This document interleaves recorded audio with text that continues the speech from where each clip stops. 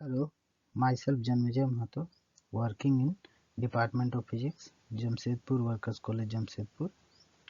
Today, I will deliver a lecture on topic Fabry-Perot interferometer. This topic is very useful for UG Semester 2 Physics Honours Paper CC4.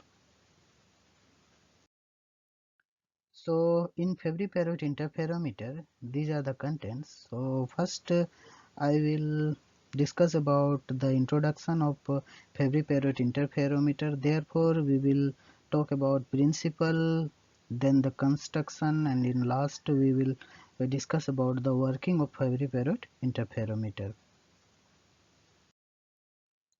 So in Fabry-Perot interferometer, first in this slide we will talk about first introduction, therefore principle, and in last we will talk about the construction. So the schematic is given here. A and B are two plates, therefore one lens is here, and here it is the screen. So let's see what is the introduction of Fabry-Perot interferometer. So the Fabry-Perot interferometer is a high resolving power instrument.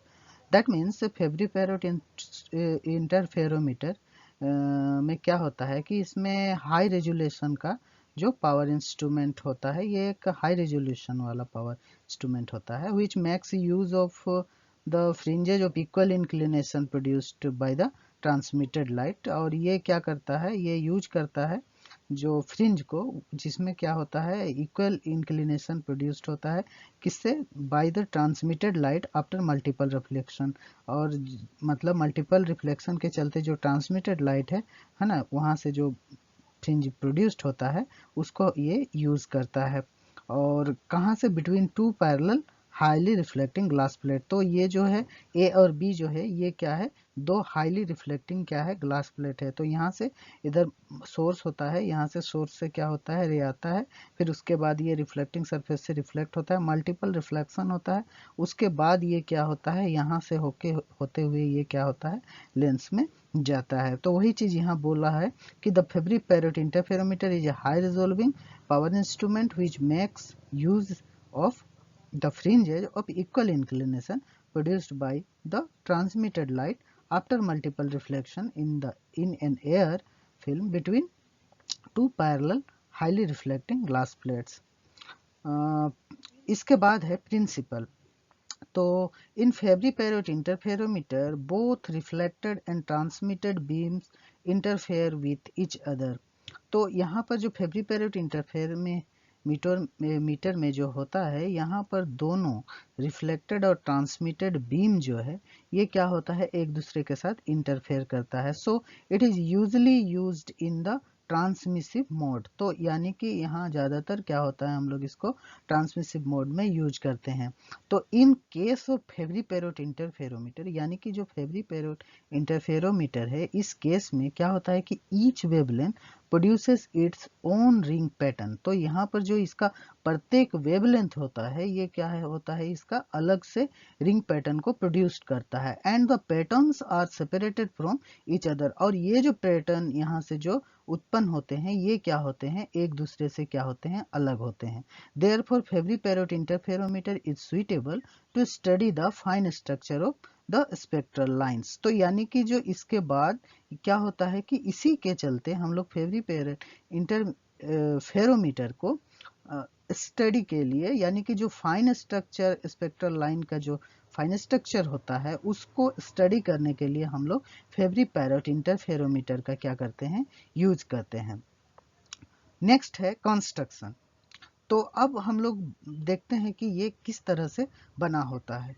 तो first है the Fabry-Perot interferometer consists of two optically plane glass plates A and B with their surfaces silvered and placed accurately parallel to each other. तो यहाँ पर ये schematic में हम देख सकते हैं ये A और B ये क्या है, दो ग्लास प्लेट है, और इसको हम लोग क्या किए हैं, इसको हम लोग पेंट किए हैं सिल्वर से, और उसके बाद सिल्वर पेंट से. और ये जो है दोनों क्या होता है एग्जैक्टली बोलने का मतलब है एकदम पूरा का पूरा ये क्या होता है पैरेलल होता है, ताकि यहाँ से जो रे ऑफ लाइट आता है सोर्स से वो क्या होता है यहाँ टकराने के बाद फिर वापस ये क्या होता है रिफ्लेक्ट हो जाता है।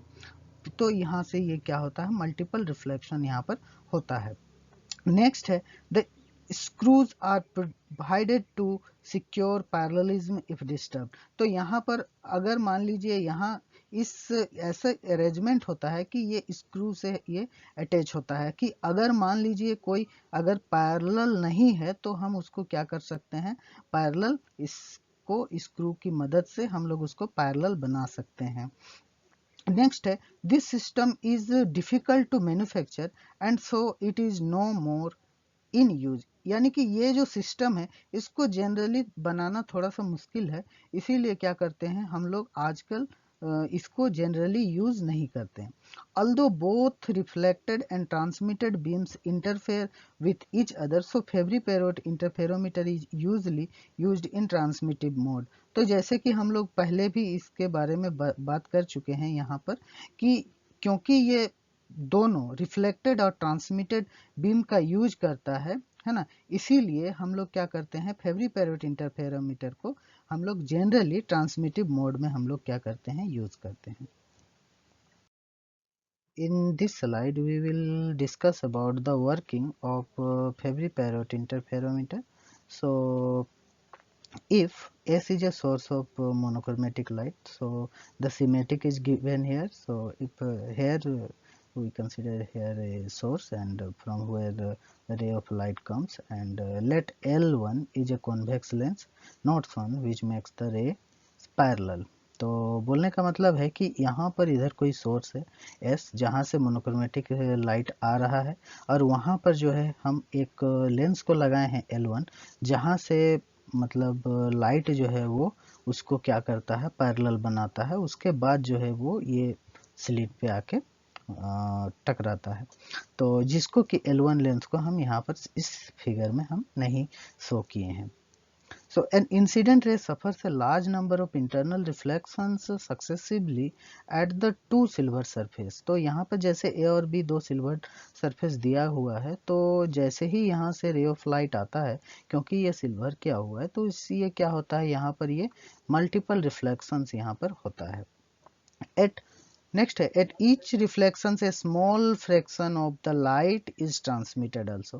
तो यहाँ पर जो है प्रत्येक रिफ्लेक्शन में क्या होता है स्मॉल फ्रैक्शन ऑफ लाइट बोलने का मतलब है कुछ लाइट जो है यहाँ से ट्रांसमिट भी हो जाता है, यानी कि इस यहाँ से क्या होता है पार भी हो जाता है। thus each incident ray produces a group of coherent and parallel transmitted rays. तो इसके चलते क्या होता है प्रत्येक जो इंसिडेंट रे है इसमें ग्रुप ऑफ कोहेरेंट और पैरेलल ट्रांसमिटेड रेज भी होता है with a constant path difference between any two successive rays. और यानी कि इसका जो पाथ डिफरेंस है दो सक्सेस के बीच का वो क्या होता है कांस्टेंट होता है, उसमें कोई भी चेंजेस नहीं आता है। A second convex lens L brings these rays together to a point in its focal plane where they interfere. तो यहाँ पर एक जो हम लेंस लगाए हैं ये इन सभी रे को क्या करता है इस पॉइंट पे मिलाता है, तो ये इसका इस लेंस का ये काम होता है। Hence the rays from all points of the source produce an interfere pattern on a screen placed in the focal plane of L।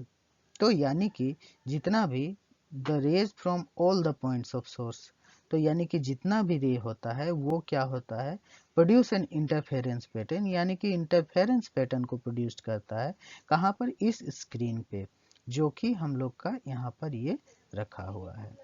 ठीक है, थैंक यू।